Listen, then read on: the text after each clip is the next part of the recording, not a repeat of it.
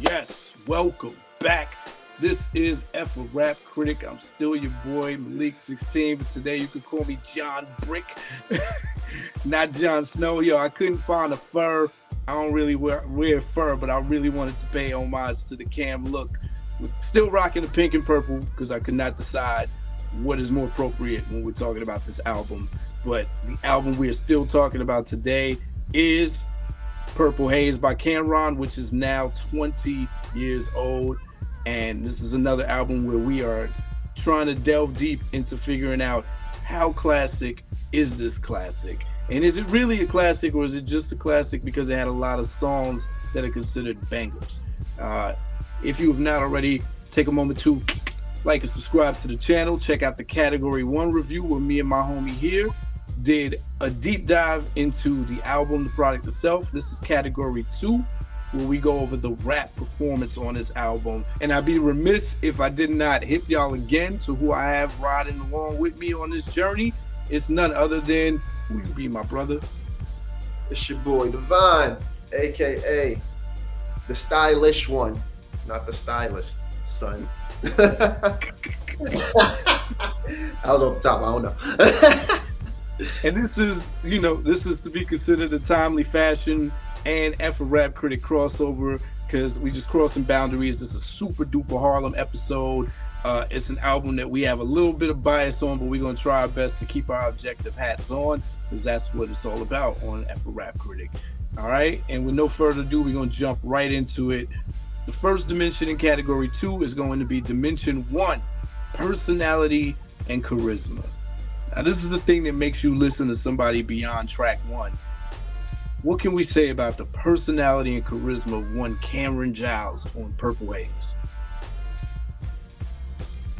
To me, in his own way, it's a lot of personality. And I might be being biased because I'm here in New York. My life has been New York. And that's where Cam takes you. He takes you to New York. You know, how he speaks, the slang he uses, just how he talks his ish. And I think this also brings up a good point where when I say he takes you to New York, back then there was no social media. So when we got new slang terms, it was from music. You know, if you wasn't from like the area. That's why you got to look at things on this album where you can see how a lot of people was using certain things elsewhere. They was very influenced by the things that was said on this album and things of that nature. So with Cam personality, it gave me confidence to want to be talk that talk, the fly guy. Shoot, back then when I was rapping about bricks and stuff. I had never seen drugs. So, you know, but just listening to how he spoke about it and how fly it was, it made you want to, you know, talk that talk. He showed you how funny he is. Mm-hmm. He also showed you, he honestly showed you how clever he is in many ways. It's like a comedian. A comedian, all they do, they're just really good storytellers. And I think Cam does that. I think he tells stories in such a way where it keeps you interested and intrigued, where it's just like, I might not know anything this man is talking about, but I'm on board. You know what I'm saying? Yeah, I mean, you left out a vital part when you said he takes you to New York. Not just any part of New York. He takes you to a specific part where there's a specific identity. If you ever needed a crash course in Harlem, like, Cam will forever get the crown as King of Harlem for me because he really put on for us. I know Mace was there and he did it, but I felt like Harlem wasn't, they were on the fence during Mace's like glow days. And it wasn't until 357 came out where it was like, okay, we got a representative like that can take us up there. And he made good on that. Like when the Dipset wave came, it really put Harlem into these territories that never knew much more about us than we got the Apollo and the Renaissance. It's like now the South knows Harlem. When Southern girls walk up to you and they be like, where you from? Brooklyn, Harlem? That'd be the second place. I don't know if that was said in the early 90s. So yeah, the fact that he's bringing you this Harlem identity, and with that comes the asshole identity that Cam has kind of made his career off. But he fully bought into this I'm a jerk and I know it, so what, so sue me kind of attitude. Right. And it shows in the lines, even in the voice that he's approaching with. Like, we'll talk about this in Dimension 3, but like, Cam embraced this. And he says it in his own way throughout.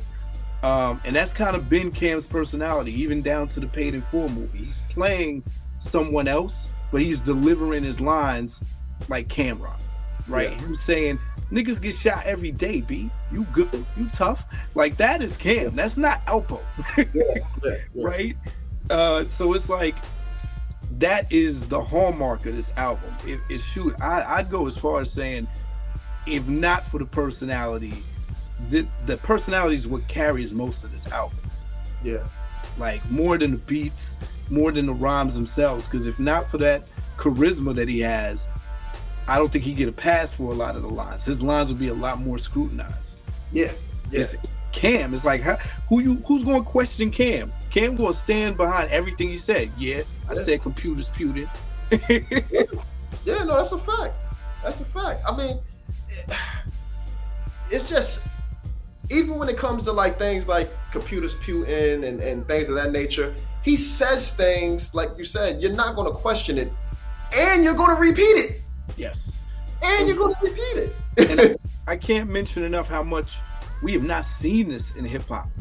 Like, a lot before him. He made it popular. It might have existed somewhere on the underground, but we never saw this kind of humor or like inside joking. And if he wasn't joking, that just takes it to another level. It's like, yo, does Cam really mean everything he says? Like, if he said she agreed that I'm loony, then proceeded to moon me, like, was he not laughing to himself when he wrote that? That's even scary.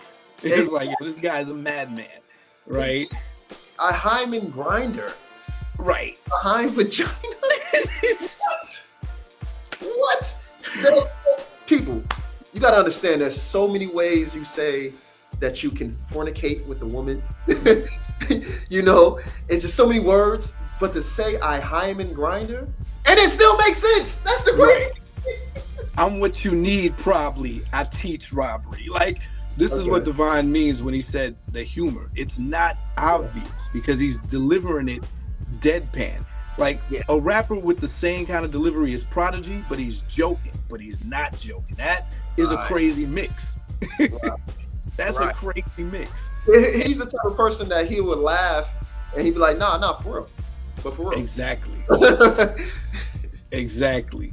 And you got to be a real fan to pick up, or you just got to be someone that understands rap or understands humans to like get all of the cleverness and the jokiness of it, but still know that there's a dead seriousness to it. Again, I can't think of too many figures we've had in rap who are able to pull that off, especially before this era. Like, so I think he kind of opened the door for that. That is a crazy mix. Dead serious with humor. Dang, I never even thought about it to that extent, but that's real. He kind of did. Yeah. I mean, there's so many lines that are comedy. I mean, I just think about the fact, yo, he incorporated some Harlem shit that I haven't heard since I was a kid on Hey Ladies, where he says this whole sequence after he finishes the whole ring-a-ling, jing-a-ling, jing-a-ling, he says something like ching-a-ching, ching-chong. He said ching-chong makahaya. Makahaya. Bro, that is some black kid shit from elementary school, ignorant play school. That's right up there with African booty scratching. Like, you ain't hear that since the schoolyard when somebody was trying to make fun of an Asian kid.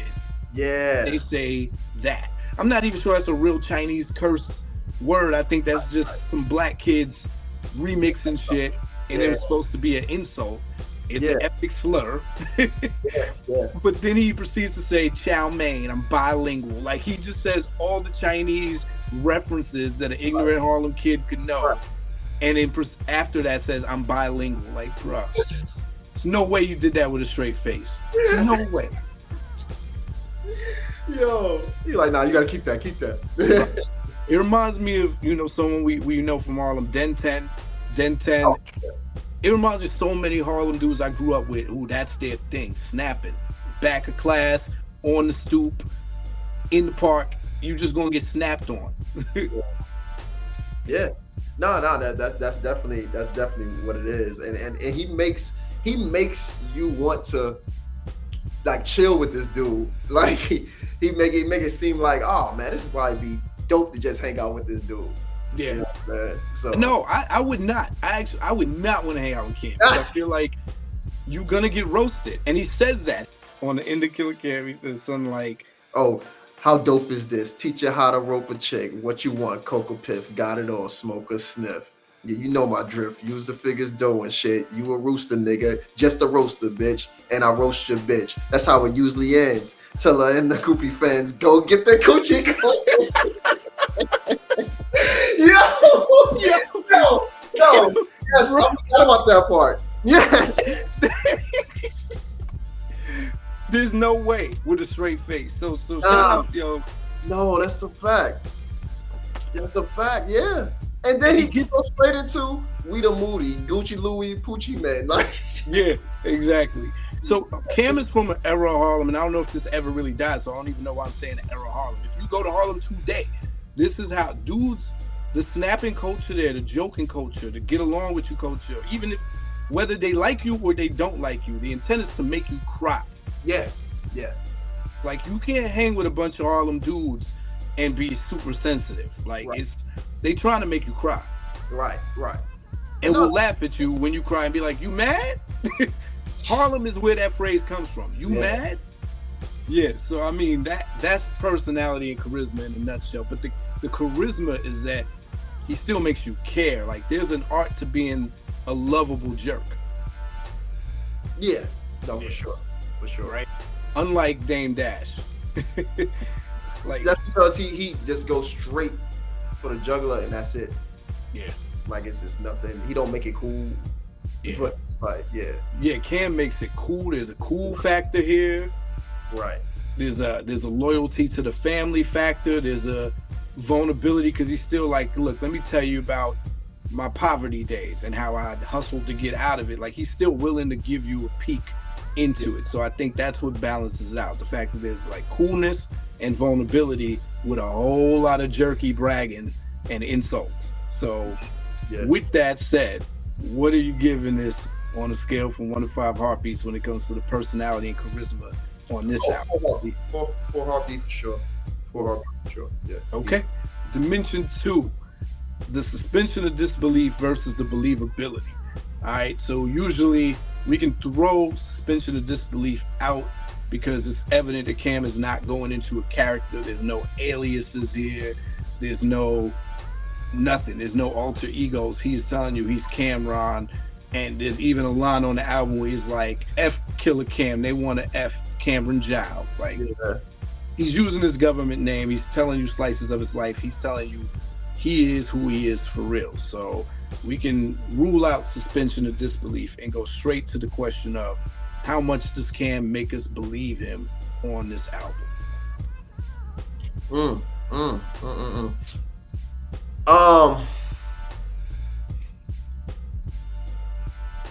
This can get tricky, right? Right. I only say it can get tricky because we understand that a lot of these lyrics are made for entertainment, right? But then at the same time, he says some of this stuff with so much passion, you believe everything he's saying. And how he speak about certain stuff, like his storytelling, it's like, oh, nah, this actually happened. This had to happen. And it make you feel like you knew the person that it happened to. Well, you can go back and tell your boys and tell the same story, but you just heard it from the Cam album. Yeah, if we go back to video 1, category 1, where we would talk about the mood and tone of this album, and if we're going with the theory that this is Cam in his unapologetic drug dealer mode, then I'd have to say this is one of the rap albums in all of rap album history where I feel like this man is trying to double down on the truth throughout the whole thing. Like every song he's screaming, I really do this. Yeah.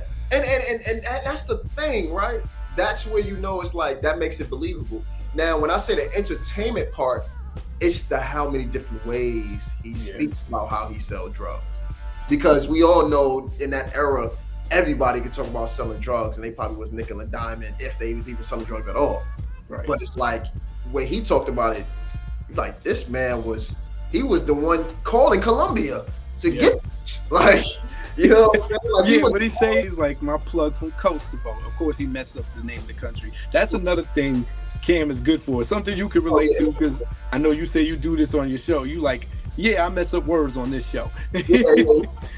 Cam is great for that. So he's like, my connect from coast to vote. Yeah. I don't know, the way he describes the level of detail of like real like you said, his storytelling, because all his storytelling is not like Nas storytelling, like an observer. Oh, a fiend drops his Heineken, I watch from across the projects. Like, nah, Cam ain't giving you stories like that. Cam is telling you he did this, and these are the people involved. He's always throwing out names. Yeah. Right. And now when you hear him on his show, now he talks about how like a lot of his friends got mad at him for telling a lot of these stories because it was real stories. He was like, "Yeah, my man, stop talking to me," but I was just trying to tell my story. Yeah. On the track, More Reasons, I really believe there was a cookie, right? He said, "I want the sex cookie." Yeah. She wiped my boogies. Said, "Go." It's like, I don't think that's just a name he threw in there for the rhyme, which is. And that's also a Harlem chick name. Right. And even if it wasn't Cookie, I believe there was a Cookie. Like, even if that wasn't her name, there was probably a chick that he had a crush on. Right. And just like the woman that he's telling that tale about, like, hey, we ride together out OT. We're better off doing business. I can't be your man. It was too intricate. And even the way he described selling on the campus, right? Yeah. It's just. Yeah, and that was his form of emo rap, if you kind of think about it. Ooh, wait a minute. You got to repeat that. That's a hot take. Yeah, that was his version of emo rap. Because Cam did a lot of this talking about his feelings in such a Cam way, in like this cool way where it's like, I'm not going to cry on the beat. I'm going to say, I was feeling shorty and all that, but I mean, she curved me, but I'm good. But if she would have stayed, this one would have happened. We would have been lit. So you're not good because you're still bragging about what you're doing. So you're not good. We can see that, but we looking at it as she missed out. Yeah. That was his versions of emo rap. There's levels to his bragging. There's songs where, like you said, the entertainment value is how he's describing it. So a song like "Leave Me Alone," he's going off more in battle mode. There's not as much drug talk. But then you'll get to Harlem Streets, or how we talked about Dope Man. Dope Man is just straight out there. Here's where I'm at. Here's where you could find me. I'm connected with these Cali killers when I'm in Cali. This is what we're doing. And then on that last verse, he's straight up naming all the little towns where he was at and shouting them out. It sounds like he's writing these while chilling with these people. Yes. You know, what rappers do outside of their verses also counts. The same stuff he's saying in his raps, he's saying when he's talking. Akron, what's up? Ohio, y'all know how I do it. I see y'all soon, Chicago. Like, he's... Yeah. And that's the thing, like, it's all of this is believable, fam. Yeah, he's not just naming... A lot of the towns, I didn't really pay attention to until, like, later on. Like, Akron, LeBron made Akron famous, but LeBron still was. I mean, he wasn't LeBron, but he was. Right. But it's just Columbus. Like Columbus. Yeah, like God rest his soul, Chubby Baby, who was infamous in the music industry, but he came up with Cam, and I didn't even know he was from Ohio. I thought he was from Harlem this whole time. Wow. But he's from Ohio, so it all makes sense. Yeah, because, he didn't do the rapper thing. Rappers be like, when they want to show love coast to coast, they just shout out all the Papa cities. Shout out to Houston. Right. Shout out to Miami. Shout out to Cam. Repeatedly named just those states and cities in those states. And he did not shout out Cleveland. He No, specifically he never said Cleveland. Right. I guess he had Cleveland on lock. The dudes that had Cleveland. He was saying Chicago, these part, and then St. Louis. You know what I mean? Like all those states that you can get to next to each other. And you know he's harkening back to real stuff because he, like most albums, he repeats that phrase that his uncle told him: "Can't get paid on the earth this big, you worthless kid. Don't even deserve to live." Right? So he mentioned that. He talks about being broke on Get Down. You know, he's, again, giving you slices of his life. He's talking about how him and Jim connected so much. That's why it was so weird to me when they had their falling out and he was like, "You wasn't there." And I'm like, yo, you literally dedicated like 12 bars of a verse talking about how close you and Jimmy was. You were like, I said, "I'm gonna get you out of 5H. Me and you bonded because our fathers wasn't there." He said, "My house was the Fiend hangout. You could relate. We both could relate to each other. We were brothers in the struggle." Like, so he gives you slices of that. Then he's talking about Swiss accounts. "I'll show you how to wire cake." I'm like, oh yeah. This man ain't no regular degular. This ain't drug talk. Right. Just like how we mentioned the Delaware line last video. Yeah. But this is what I'm saying. Like we was talking about that, you know, he's been a businessman for so long. You know what I'm saying? So he's talking all these different type of talks. That's why to see where he's at today, it doesn't surprise me. You know what I'm saying? And I was talking about this with my dad. It's relevant, but irrelevant. When he removed himself from Jim and Santana, like when they just separated, his business ventures went a whole different direction. It's true. You can tell that it's like, oh, y'all still on this Harlem Hutch. He done moved to Miami, then he moved to Vegas, and now he got $1 million deals. He doing a face-off with Mike Tyson for Netflix. Yeah. Like, you know what I'm saying? Like, yeah, it's real. He's always been the businessman. But he on this album, and I still don't know how he got away with it. He really wants you to know, I really do this, dog. Like, even that sequence I was talking about, where he's like, "The money's short, I might have to chop some fingers." That's a reference to, you know, Richard and Donnell Porter, rest in peace. Right. And then he says, that's when they realize, oh shit, he's not a singer. So that's one example of him saying that. Then again, if we go back to Dope Man, he ends the song by saying, "I'm gang related." Drop the beat just to say that. Yeah. And like, then gang related. The whole bubble music, the whole hook on that is, "I got it and got it. She cop it and cop it. Da da da da. Meanwhile, music, I bubble." Like, that's the secondary thing, not the primary. He's like, while I do all of this, I also do music. Yo, that's what I'm saying. He went the opposite of Jay. Like, there was a point in Jay-Z's career where he's like, "I'm not a rapper, I'm just a hustler that can rap." But after a while, Jay did so many things to rap. We're like, you love this, dog. You love hip hop. Right. Whereas Cam went the reverse. It was like, I think you love the drug dealing more than the rap. Yeah. Only one's going harder than Cam with the "I do this, I'm not a rapper" was Clips. Yeah, I can see it. Yeah, you're right. Now but just because he does it a lot doesn't mean it's believable. So it goes back to the question: on a scale from 1 to 5 heartbeats, Devon, how believable was Cam on this album? 4.5. 4.5. Got you. We believe you, Cam. hey, my man Mizzle, he made it believable himself. He said he got it all. Coke, crack. I don't put nothing past Cam. I feel like Mizzle might not have been a character. That might have been a real thing. I would not doubt it. All right, so that takes us to Dimension 3, delivery and use of voice. All right, so this has everything to do with the timing, the projection, the way he's using his inflections, all of that. Delivery. Cam delivery is always going to be him. How he says it, it makes it sound cool. It just makes it work. And you know it was probably some filler bars here and there, but it worked. Like that part in what was it?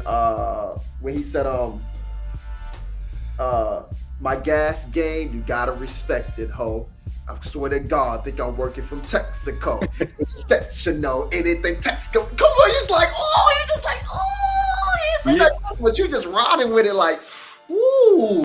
this goes back to what I said in the personality dimension. If he's now fully, you know, going 100% into this lovable jerk character, his rap style changed with that too. Like he sounds like he's rapping with this face on. Yeah. Like he's delivering his rhymes like that. Like he sound like he told the producer to make a beat around his verse. Like, I'm not writing a beat. You gonna make the beat after I rap. I'm recording. Yeah, like I really feel like he spits, and we've seen him, right? Everybody's seen the classic Rap City footage where he's in the booth. He kind of does rap like that. It's a I dare you kind of tone he's using. He's like, don't even. It's like he sucked his teeth before he delivered each line. Like, I'm the realest sense, kumbaya. Yeah. Like what? And you and I know this because we're Cam fans. We're day one Cam fans. So like, an album, 2 albums prior, he was rapping with a whole different tone. Like, well, you know, where are you? Yeah, like the yos and he don't go yo on this album. His songs used to start yo. He don't do that here. And you have been the only person to give me this theory about why he changed his flow. You remember what you told me? No. You were like, Drag On came out and kind of ran with it. And I said, yo, I never put that together. Wow. But I can see that. That's a good theory. Because it drastically switched. It drastically not like the head, it would just slow down. Right. Right. It wasn't just the pace of it, it's the whole tone of his voice. Like it's the same way 50 changed his approach. They kind of changed in the same year, 2003, 2002, and he keeps that throughout the whole album. I think only on Girls he does this weird thing where his voice goes up because I guess he's trying to make it more bouncy. That's the only time I hear him kind of go high with his voice. Had an alley to alley, Hawaii to Cali to Maui. You can tell he was in the booth. Alley. While you listen, he do that dance he always do. Because the rest of the album is low tone. It's like how I get robbed in Cali. I be with Cali Thug. Yeah. So I mean, that's all I can think of when thinking about the tone and the way he's delivering his rhymes on this album. You got anything else to add to that? Nah, I mean, we pretty much kind of spoke on it in the other categories just because it's just who he is. His personality makes his delivery. You know what I'm saying? He'll raise his voice also, or he'll make his voice high pitched if he's trying to make a joke, right? Like, there's 2 lines on the Dope Man, so he's like, "Tell him I holla," like, and it's stuff like that. And then it's stuff where when you see him trying to really ride the beat, he'll do something where it's like he's revving up on Adrenaline Rush when he was rapping fast. Right. And it's like he's like, okay, he's taking me somewhere. We here. Oh. So. Yeah. So it can have a setback because it is kind of one lane that he sticks in, where previous Cam albums he showed off more of a range of how he could use his voice, but this was the new style that he's like sticking with, and this album cemented it. So on a scale from 1 to 5 heartbeats, what you giving this for the delivery and use of voice? I'm going for strong.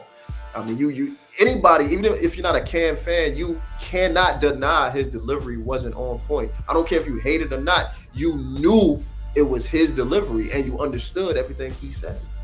He's not beyond sloppiness. There's sloppiness, but that would take us right into Dimension 4, the flow. Okay. Right. So now the flow patterns on here. You know, I'm realizing as I get older that Dipset didn't really have a lot of flows. Even though they rapped over any kind of beat, they weren't flow masters, right? I'm not putting them up there with Ludacris.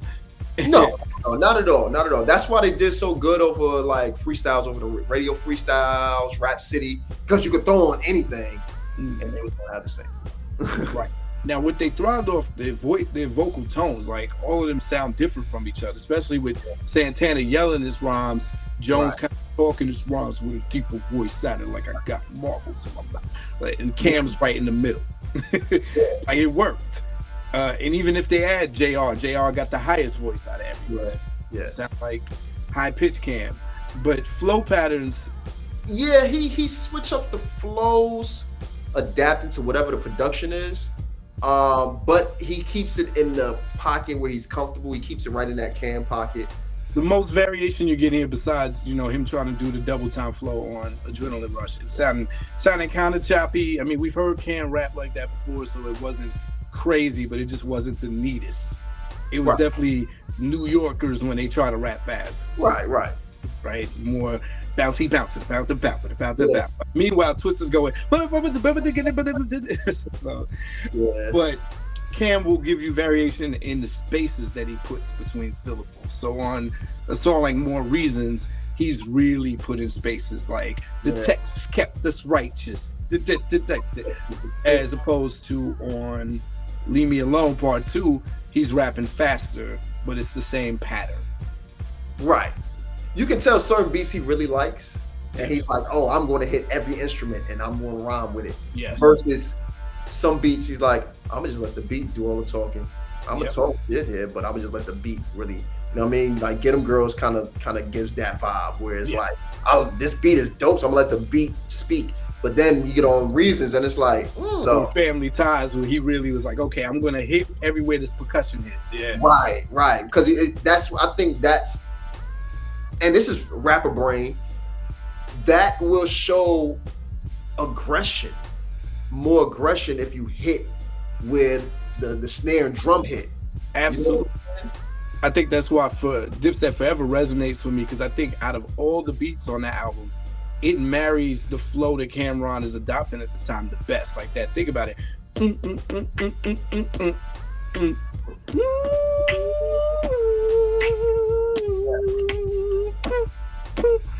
And the boom with the boom, just those tempos go the best. Like he's on Shake It, he's in pocket, but I feel like on those kind of beats he tried harder to just kind of like he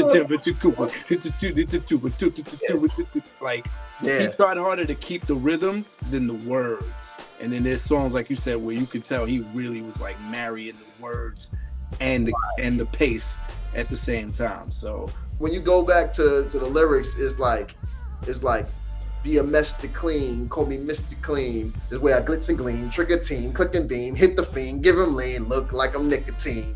And then he kept that scheme going for a little second. So it's like, oh, okay.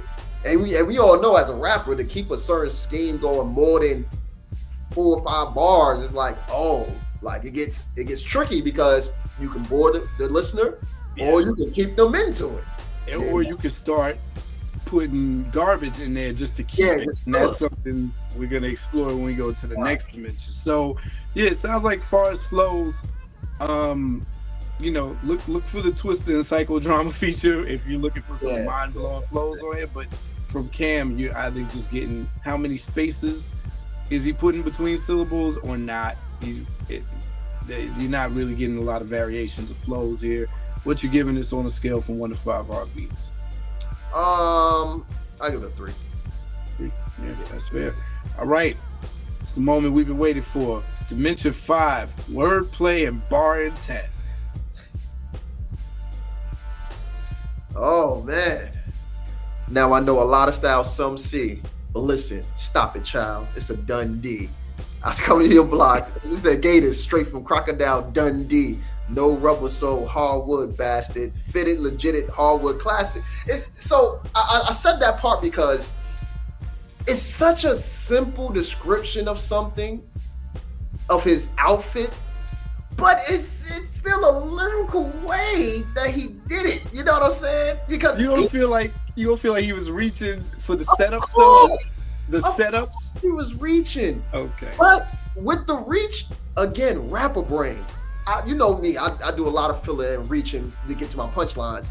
But when you do a filler and reaching and it still makes sense to set up to the lines, I'm not so mad at it. Versus, even though he said Crocodile Dundee, he's like, okay, I got to get that Crocodile Dundee off. But the Gators, Crocodile, it makes sense. You know what I mean? That was good. It's the setup that got me where he's like, child, it's a Dundee. Like, come on. Okay, so that's what I was gonna say. He had that was the filler line. It's like, listen, stop it, child, it's a Dundee. That was for him to get that Crocodile Dundee line off, of course. But he also, right before that, he said, I got a lot of styles, some see. And the rest of it was talking about his styles. It's not like he straight left that. Like he was just, I got a rhyme scheme. I got a lot of styles, some see, and just said F it and go on to, oh, well, I also got a gun B. Because that's how a lot of rappers do. Like they'll just say certain things because they got a dope punchline coming. And I felt like even with that one filler line, he still brought it back to his style. Gators, fitted, legit, hardwood classic, and he, no rubber sole. Like, okay, so you giving him credit for keeping the context. Yes, like that part right there, he executed that. And some people probably watching this like, it wasn't that serious, dog. You going in? No, I'm just saying, like, there's ways to describe your outfit. Again, this goes back to comedians. You can tell a story, say, oh, I was walking down the street and I tripped and I fell, bumped my head. It was crazy. But then a comedian take that story, yo, oh my, I was walking, right? And it's a bump in the middle of the way. And you just all in like, yo, word? It's just the way you tell the story. And I feel like how he told me what he was wearing or what he wears, his styles, it was dope. This is the type of credit that we give to like, yeah, he about to catch a straight, to like a Lil Wayne. He would say something that would be like, it'll be so random and it'd be like, nah, but you don't understand it though. When you look at lasagna, the G is silent. Lil Wayne has better setups. Cam is one of the most notorious Mr. Fantastic setups. And I think he gets that from the mid-90s era because Big L was the poster child for saying anything in the setup to get to the next line, right? And again, you could tell when people are using words that are not usually in the lexicon. Like, it's like, if you're gonna say, I'm with the school, jerk, just so you can wind up saying pool work or afterwards, right? Or what did Fab say? Fab say something about it's gonna be a clip toss, something just so he can rhyme lip gloss the next line. And I'm like, clip toss is not usually how we phrase things, but it's like, to make this rhyme, I'm gonna do that. But I always have to argue this with you because I get why you say that, but I feel like that's what makes it dope. When you switch something around to make it work. So this, from a rapper's standpoint, from a rapper's brain, like you keep saying, this is what we were talking about, where if you are trying to maintain a rhyme sequence too long, you start saying anything just to keep the pace. And I feel like this is one of those haphazards of like writing. You get a bunch of rhyming words that come to you. I don't think when you write in your head, it can happen when you write in your head too, actually. You just got to have the wherewithal to catch yourself. So on Soap Opera, one of my favorite songs, I mean, he's trying to keep this going, right? So over a chick, I shoot the 5 with Roy. Nah, I load the 4-5, shoot 5 at Roy. Okay, that's clever. He's playing with the numbers. He's playing with the double up. But he's like, ain't like my job or guys I employ. Lifestyle I enjoy, but I'm the live's doy. Filler. He got stuck. He was like, I gotta say something. And then that's where the personality comes in. He's like, I'm Can. I can get away with this anyway. Yes, but fam, we have been in writing sessions, and you know how we get stuck on one line, but we have everything else. We're not even going to take none of those lines out.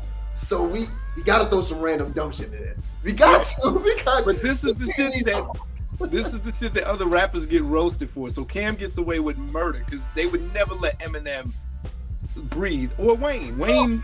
They roast Wayne for a lot of craziness. I feel like Eminem gets away with a lot of that. Nah, Eminem does not do reach. Okay, you know what? I'm not gonna say get away because they will kill him for it. But he's so dope. It's like, all right, whatever. This is one of my pet peeves up there when we intentionally mispronounce a word and then correct it in the next line. Like, when Bun B said scenario. Oops, my bad. That's my scenario. Yeah, I don't like that. That's lazy to me. This is right there with that. Live is doy. Right there. Okay. They're in the same house, different rooms. They're in the same house, different rooms. I give you that. All right, let me give you another culprit where he was Okay. just wilding, and I thought about you. I thought about you immediately as I had to like re-listen to this album. So on Bubble Music, third verse, I feel like he ran out of steam. He ran out of steam, bro. Third 'Cause verse. he goes, got the Mac Jack, still swing swords like Zorro. The hell is he talking about, right? I'm sure that's slang for him saying they still pack knives. And then he goes, we jacking and clapping. Y'all just a prod like Bravo. Cool. Cool. This is good. This is good. He's good at this point. It is, yeah. Then he goes, now we'll Floyd the Capo, Zeke and Santana. That's great. He's finding a way to go from that rhyme scheme and shout out his crew. I don't raise a wrist. I keep eights a piff. The game's a chick. I'm Kobe. I'm a Ray. Okay. Right? So this is the... First of all, Cam, throughout his career, has made so many Kobe and the R word lines. It's like, ooh, those didn't age well, bro. Because he does the same thing on Joel Santana's album, right? Yeah. Put on my 8 jersey and go in white. Yeah. So this is where he loses it now. Razor grips, laser spit, D on the block, just like Jada Kiss. Okay, that's a cool line. Glock cock, jail fifth. Haters shift, plead the fifth, spray the fifth, Gator kicks. He goes Matrix instead of saying Matrix. That's the chips. I'm your favorite, and I've heard you do this shit with that word before, and I'm I like, definitely have done that. why are you stretching that word out? Because I'm a syllable rhymer. My biggest pet peeve with rap is dudes that don't rap syllables. I'm a last 2 words that rhymes because I like to rhyme with different syllables. I told you this before. When I listen to somebody rap, if somebody like, yo, I rap, and they start rapping and they don't rhyme the last 2 words or whatever, I'm already checked out. It's hard to hear people say, yo, I'm hard like The Rock, because when I get on the block, I'm a spitter. No, you hard like The Rock. You are like The Rock. I need to hear that. Like, don't just... you would hate the .x and Master Killer. and that's why the songs I hear are the songs that's like singles. Like, I can't listen to a whole album. That's word. It's tough. But it's like Cam knows when he's reaching, because it's like, bruh. But for every line like that, he redeems himself with crazy, you gotta rewind that bar. So what's some of your favorite, like, oh, he really was using rhetorical devices here. He was using similes, metaphor. First one that stands out, the Pet Cemetery line. I thought that was really dope. Mm-hmm. I thought that was such a different way to say that. That was a straight metaphor. There was no like, as. He was just like, no, this is what my closet is. Yeah, right? Yeah. And he flipped that line again. My closet, basically Macy's men's department. That's what I was just about to say. That line. I was literally about to say it. I'm reading it. My closet, Macy's men's department. Pants, shirt, scarf, phone. If you check it, yeah. The song where he really gets off the most, pause. Killer Cam. He says, "Yellow diamonds in my ear. Call them lemon heads. Lemon head end up dead. Ice like Winnipeg." Gemstone Flintstones. You can say I'm friends with friends. Yes, I still go great though. Now he bodied that for sure. But even the way he ends it, you unhappy Scrappy? Because Scrappy Doo is a Hanna-Barbera character, just like Fred Flintstone is a Hanna-Barbera, right? I got Pataki at me. For those who don't know, Pataki was the governor of New York at the time. I think that was his last year as governor. Chicks say I'm tacky daddy. Brains look like Laffy Taffy. Because everybody knows the infamous pink Range Rover at the time. Laffy Taffy, yup. And that's around a time where a lot of them did that, comparing it to candy and all that, cars or whatever. Oh, he's a pioneer of that. I think he's the one to introduce that, because elsewhere on the thing, what he say? He's like purple and yellow. What's that? Popcorn and jelly is. Yeah. You got a favorite sequence? The Texaco one. I think that's probably one of my favorites. Just how, let me just do the whole thing. He said, you GS3, I'm GS4. You in a Lexus, I'm Gulfstream 4. Oh, you take tour. You want beef? Let's start a Gulfstream war. Lay ass down on God's green floor. We playing golf in the Gulf of New Mexico. Like that scheme was tough. That scheme was crazy. That scheme was tough. And then he said the Gulf of New Mexico, the course to be the boss. You gotta respect it, ho. My gas game, you gotta respect it though. I swear to God, I think I'm working for Texaco. And your set should know any day text could blow. Hit him from neck to toe. When I come deck your hoe. Come on. He was reaching though. See, that's one of my reach lines that I had quoted because I'm like, why is he talking about hitting her from neck to toe and decking her? Well, I mean, this was a part of Cam's repertoire at the time. Cam is one of those rappers in the history of hip hop. He is one of those rappers that has always rapped about violence towards women. Like, unfortunately, that's a part of his get down. Yeah. But I don't think Cam has ever crossed over enough to be canceled, and I don't think Cam is cancelable. He's like 50. Yeah, kind of tough. I don't think you can cancel him. Yeah. So, all right, on that same song, Killer Cam, here's an ill line. Bad rap, cuties cling, ass cap, put them in the river. I'm the sushi king. Let the fish eat your flesh. I'ma keep you fresh. Like, come on, I'ma keep you fresh. Let the fish eat your flesh. Yes, sir. Please confess. Just say he's the best. Like, the sequences sometimes when he's in his zone, he's in his zone. So, Down and Out. I was just looking at that too. So on Down and Out, he does this thing with the consonant sounds. He does alliteration. He goes, drinking sake on a Suzuki, we in Osaka Bay. Playing soccer, stupid, saying the sucker's place. Come on, man. Yeah, that's tough. And he's talking that Japanese Asian shit. Exactly. For the fact that it all made sense. Oh, Saki, okay, now I hear it now. Osaka, Japan, and Suzuki, like he's playing with location and with all of those those kind of similar sounding words. Soccer, sucker, Osaka, Saki. Yeah, Suzuki. Like it still made sense because it's like, okay, this goes together though. But it's like Cam was also good for introducing a lot of new places, new, and not even just slang, like certain people that you never even heard. Mr. Iceman, Michael Kuklinski, like, yeah, I don't know who that is, but if I would have seen the name, I'd have been like, oh, this is who he's talking about. You know, so he was good for that. Like, even on Shake, I still don't know who this girl is. When he said, I ain't genuine, my mission's mean. Oh, my nigga team, fix the fix, get the cream. Sitting Bahamas with Alyssa Milano. Who is that? From Who's the Boss? Oh shit! And Charm. She was considered a baddie in the 80s and 90s. So I got what he was saying because he was saying her real name. but did you catch the crazier lines after that? So he uses her as a reference. I think just like the cookie thing, this is him using her as a reference. Like he's sitting with a chick who could be mistaken for Alyssa Milano. Alyssa Milano, yeah. Then he says something along the lines like, Kristen the Gotcha. She catches feelings and he curbs her just so he said she was a stepping stone. Now I'm off with Madonna. Yeah, he said, yeah, because he said, got the Kristen the Ganja, is getting uncalmer, now she crying, she missing the mama, just a stepping stone for me now, I'm hitting Madonna, and she twisting the fauna, as we sit in the sauna, guess it's just a persona, got a kiss in my condom.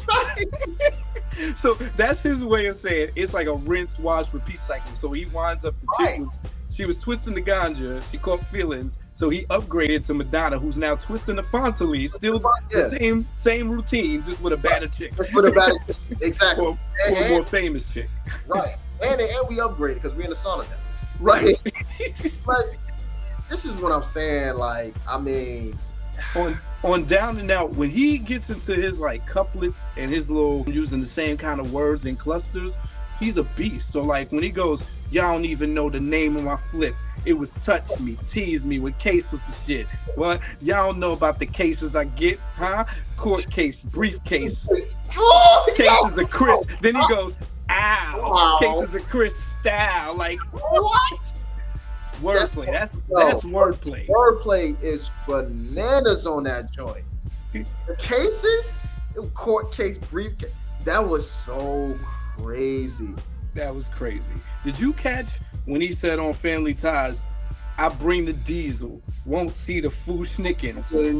Yeah, I remember that. I remember that from young. Yeah. Yeah. That was crazy.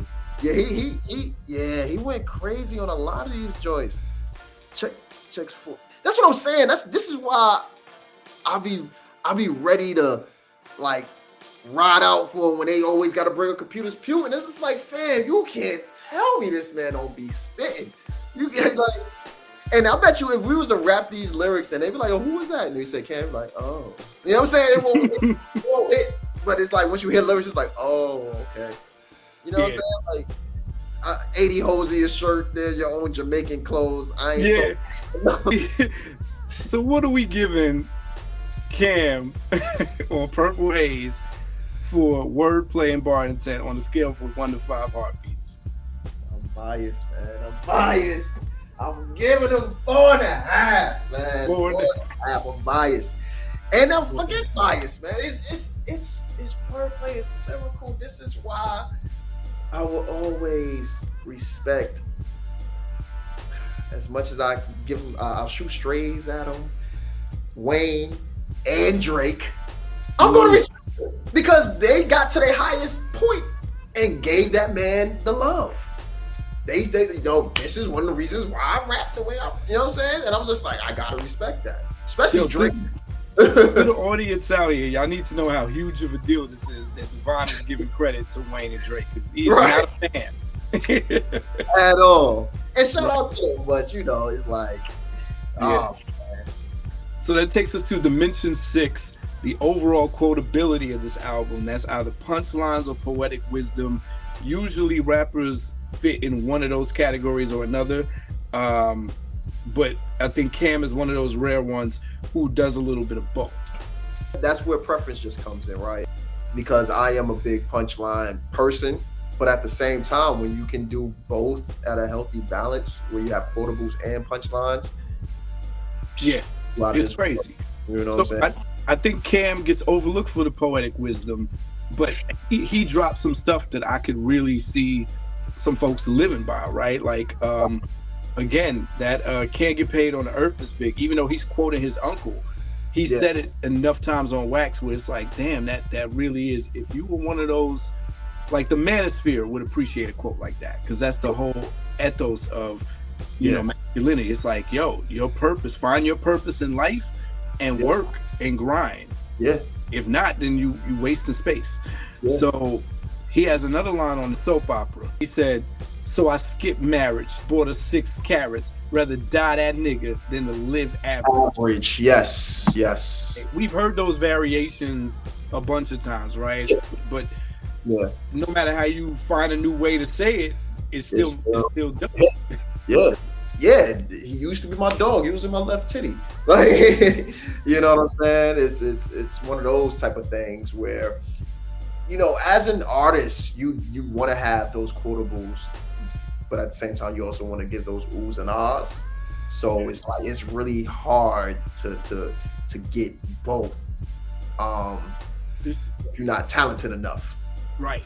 You know, humor. Like when we talked about the deadpan humor, I forgot about that line on More Reasons. We said, A train, one bus, sure. I had plenty chauffeurs. Like, yeah, that's what I'm saying. It's like, yo, that's a clever way of saying.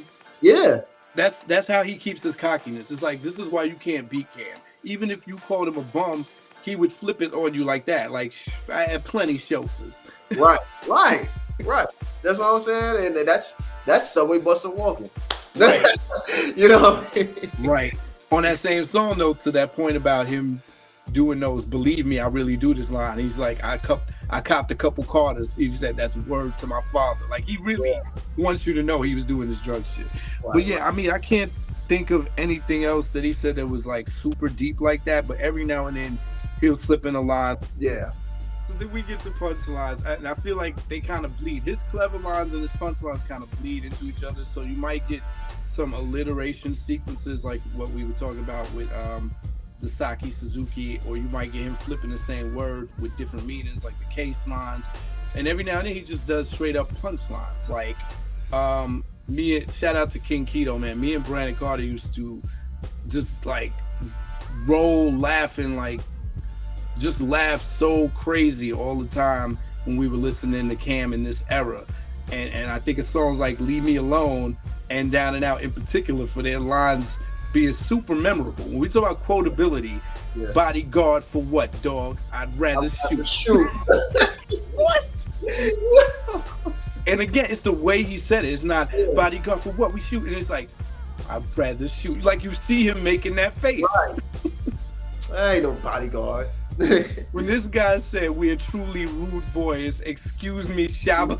Yeah, excuse me, Shaba. Excuse me, Shaba. Which is only made funnier because he did the whole skit making fun of the Jamaican accent, the rude boy skit. Yeah. Then he goes, electric chair, I don't deserve the fun.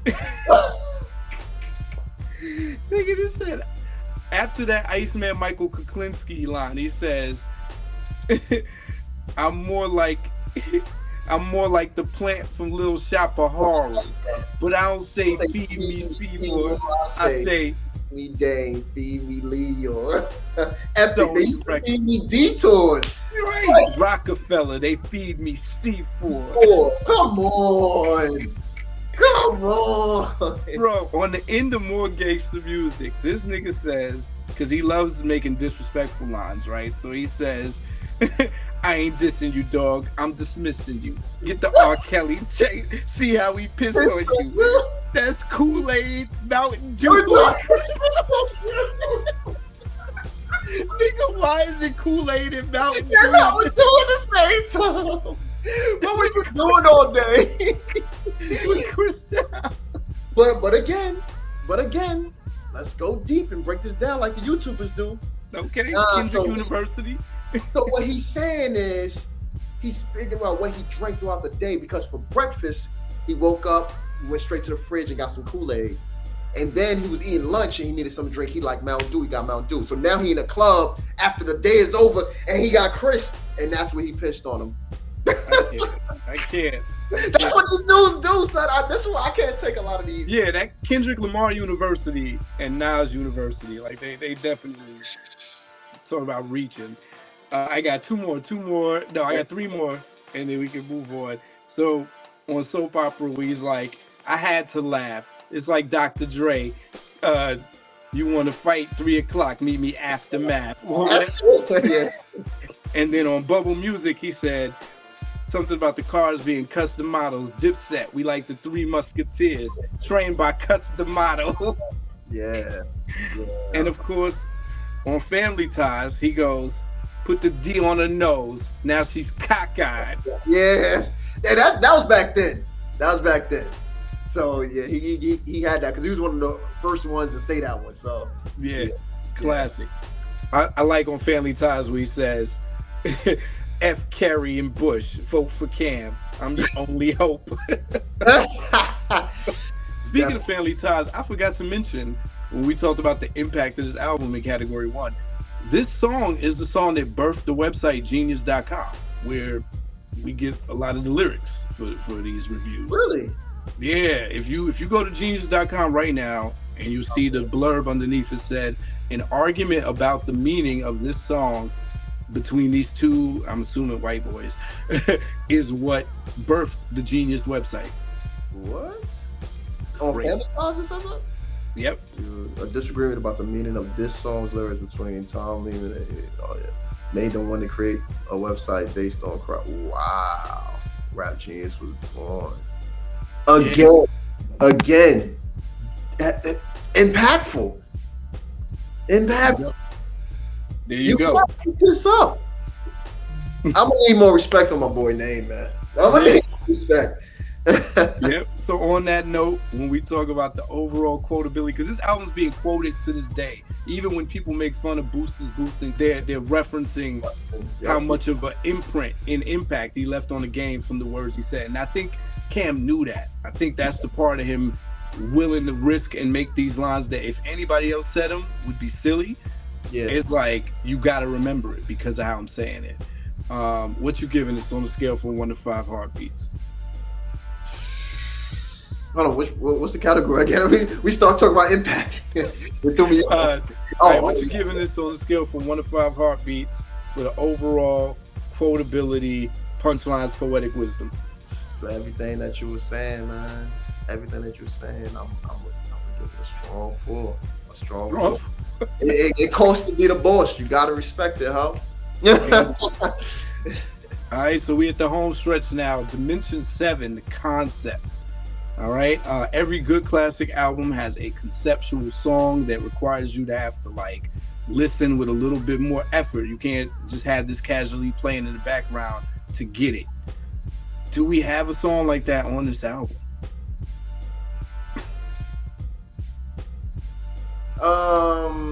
Yeah, not heavy. You're not getting no one loves or rewinds or Yeah, no. yeah. So he's gonna score pretty low on this dimension. If y'all think of something that we didn't catch this conceptual on here, let us know in the comments. Oh, but you know what? I would throw Take Him to Church into the conceptual bag. So I do want to give a nod to Take Him to Church. That is conceptual. Cam did the same thing when he was dissing Stan Spit, and he rapped over the Stan beat and was rapping like he was writing a letter to Stan.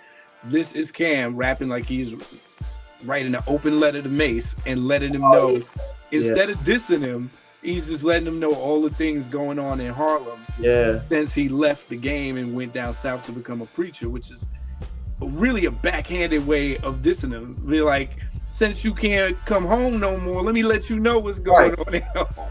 Give him a church or something. Right. Like he calls him out directly on like 2 or 3 bars, but for the most part, he's like, I just figured I'd let you know. Like that's the whole sentiment of that song, which is really creative and diplomatic for someone who could be as much of a jerk as Cam. I thought that was so I just thought that was so classy and clever of a diss for him. Yeah, nah, for sure. Like he gets clever on everything that he do, if you think about it, you know. Because that could have been a real disrespectful diss. Exactly. Whatever the case may be. And I think stuff like that is probably why they could be friends today. Yeah, because he didn't go as hard as he could have. Like, I know during COVID, we got the Oracle, and the other Cam, this song. I don't even remember the name because Mace won that one. Nah, Mace went crazy. Yeah. Confessions, yeah. I was going to say Confessions for sure. Confessions for sure. That's what I mean. We lost some of that Cam with this. Yeah. This is like dumbed down Cam a little bit. Honestly. Yeah. You know. But it worked. What you giving this on a scale from 1 to 5 heartbeats? I gotta give it 2. Yeah, sometimes it happens.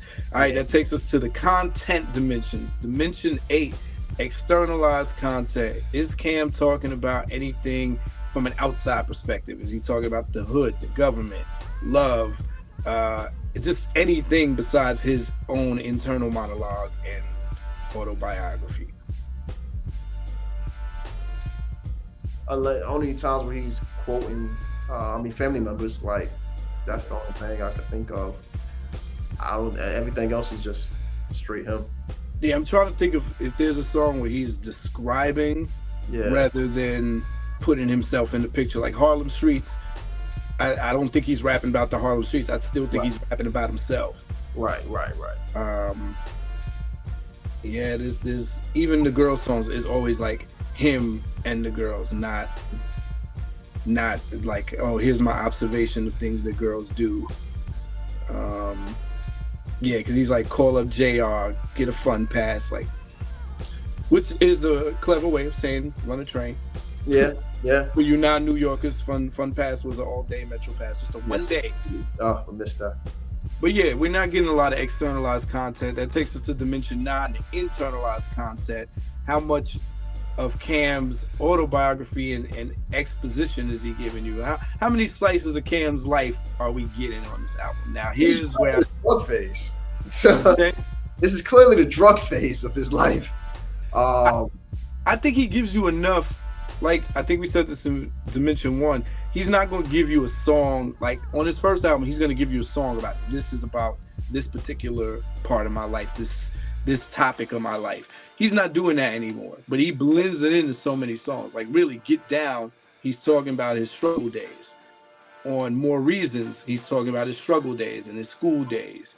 He's giving you these glimpses, these snapshots of his life. Yeah. I feel like you leave this album learning about Cam past and present tense. Yeah. Like, he's willing to tell you the not pretty parts. But for every time he does that, he like triples all the glossy flossy stuff. Right. Right? Like he might tell you for 1 second, I wasn't that nigga. But it's gonna be 4 lines after that telling you how he is that nigga. Some rappers don't do that at all. All right, so when you think about the content on this album, what you giving the externalized content and what you giving the internalized content? External, I give it 1. He didn't really speak from nobody else's perspective.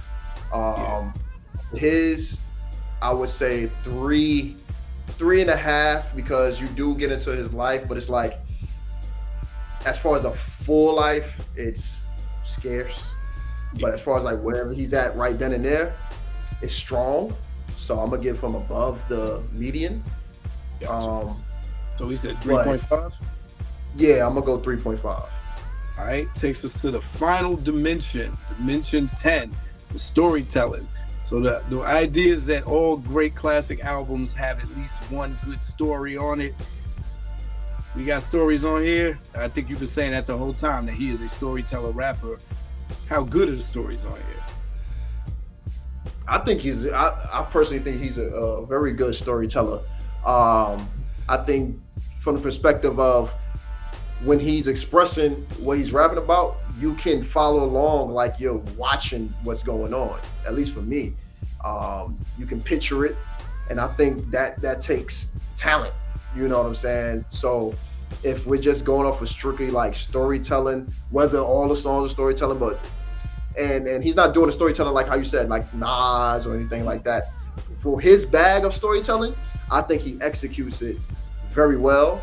He's not doing like A to Z story for a whole song, but he's giving you these vignettes in verses. And while he has your attention, he's got you. Right. And mostly the songs about women. He sets them up like stories. So yeah, exactly. So it's little things like that. And even in some of his random songs, he'll give little inserts about like little stories if you think about it. So it's like, yeah, I think he does a very good job at that. Nobody will ever say your favorite storyteller rapper and they gonna name Cam. Nobody's ever gonna say that. Right. But it's like when you break it down again, when you're using the rap ruler breakdown of it, you're gonna look at a lot of these artists in different lights. I'm a huge Cam fan, and I never looked at him as a storyteller. But as we're explaining this and we broke this whole album down, dissected, he's a great storyteller. You know what I'm saying? So then what we giving this on a scale from 1 to 5 heartbeats for the storytelling on this album? On this particular album, I will say I'll give it a 4. I'll give it a 4. You know, along with, even though we said in the first part of this, a lot of the skits is unnecessary, we don't need them, but it goes along with some of the stories. Yeah, it helps some of the songs. For sure. You know?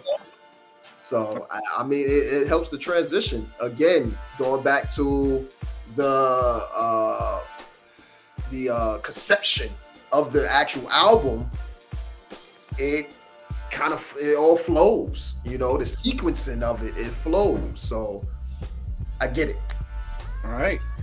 And on that note, that concludes the Category 2 breakdown and analysis by 2 Harlem experts, 2 pros and 2 Cam fans, day 1 Cam fans, but with our most objective hats on for the album that is now 20 years old.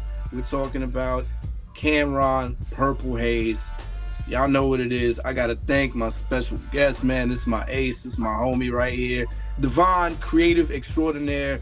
Please let the people know where they can find you and what you got cooking up next, my brother. Oh man, first off, I want to say I appreciate you for having me up here on your show. This was very dope. I enjoyed every bit of it, and I encourage everyone to please go sign up for rapruler.com, because this will save a lot of barbershop talk. But to get into what I got going on, I'm heavy on YouTube. I'm about to get back heavy on YouTube, let me say. Instagram, TikToks. I'm heavy up there at Devon and Conquers. Follow me on Instagram and TikTok. You can even find me on Pinterest at Devon and Conquers, because I'm here to inspire it all. Still have a short film. We went through the film festival circuit, but we're going to put it out soon. What's the name of it? Oh, 15 minutes. 15 minutes. Definitely gotta go check that out. Along with again the clothing line N1B4, we working with that. Shout Some out to Keldrick. Shout out to yeah, yeah, Keldrick. shout out to the homie Keldrick. And then I mean we kind of spoke about it, but it's time. It's time. That book. Yeah, The book is coming with me yeah. and your Book is on the way. author, the established author already right here. I had to jump in the lane too with him, and it's definitely coming. It's gonna be a good treat for y'all. And